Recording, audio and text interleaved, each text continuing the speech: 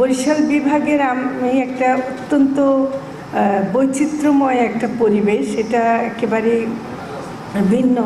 এবং এখানে গরু, ছাগল, হাঁস, মুরগি পালন হচ্ছে, বিশেষ করে মহিষ পালনটা এখানে খুবই গুরুত্বপূর্ণ এবং এটার সম্ভাবনা অনেক বেশি। আমি এটাতে একটু জোর দিতে চাই। নিশ্চয়ই সারাদিন আলোচনায় আমরা এটা বলবো, কিন্তু আমি ভোলায় গিয়েছিলাম, মনপুরায়ও আমি দেখে আসছি যে বাথানগুলোকে যদি আমরা একটু উন্নত করতে পারি, আমরা যদি সেখানে বাথানগুলোতে সহায়তা দিতে পারি, তাহলে আমাদের মহিষের যে উৎপাদন বা মহিষ পালনটা আরও বাড়ানো সম্ভব। এবং মহিষের দই, আমি যেটা জানলাম যে আমাদের মহিষের দই একটা জিআই পণ্য হিসেবেও স্বীকৃত, এবং সেই জিআই পণ্যকে আমরা ব্র্যান্ডিং করতে চাইলে বা আমরা এটা আন্তর্জাতিক বাজারেও আমরা যদি নিতে চাই, তাহলে এটা কিন্তু আরও বাড়াতে হবে।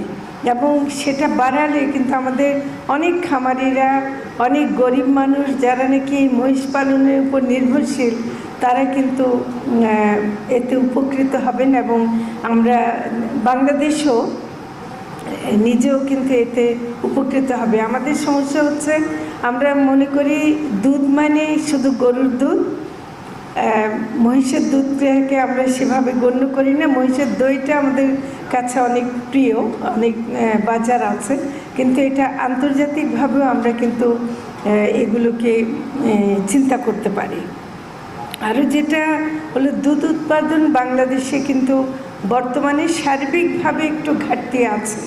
আমাদেরকে দুধ এখনও আমদানি করতে হয়, যেটা খুব দুঃখজনক। কারণ আমি দেখতে পাচ্ছি যে এই যে এলডিটিপি প্রজেক্ট আজকে আমরা যেটা আলোচনা করছি, তারা যে সহায়তাগুলো দিচ্ছেন খামারিদেরকে এবং যে গ্রুপগুলো তৈরি করেছেন, এটা কিন্তু একটা বিশাল সম্ভাবনা তৈরি করে। আগামীতে দুধ উৎপাদন, মাংস উৎপাদন এগুলো কিন্তু অনেক বাড়বে, এবং এই বাড়লে আমাদের দেশের যে প্রাণীজ আমিষের যে ঘাটতিটা আছে সেটা পূরণ করা সম্ভব হবে। দুধের আমদানি করার কোনো কারণ নাই, আমি দুধ আমদানির কোনো কারণ দেখি না। আমরা একটু যদি আমাদের দুধ উৎপাদনের জন্য আমরা যথেষ্ট উদ্যোগগুলো নেই, আসলে এইসব ক্ষেত্রে কিছু ইনভেস্টমেন্টের দরকার আছে, বিনিয়োগের দরকার আছে। আমাদের প্রাইভেট সেক্টর এগিয়ে আসছেন, আমরা সরকার তার সাথে আমরা সহযোগিতা করছি, কিন্তু আমরা যদি চাই আমরা এই উৎপাদন বন্ধ করে আমরা নিজেরাই এটাকে আরও বাড়াতে পারি।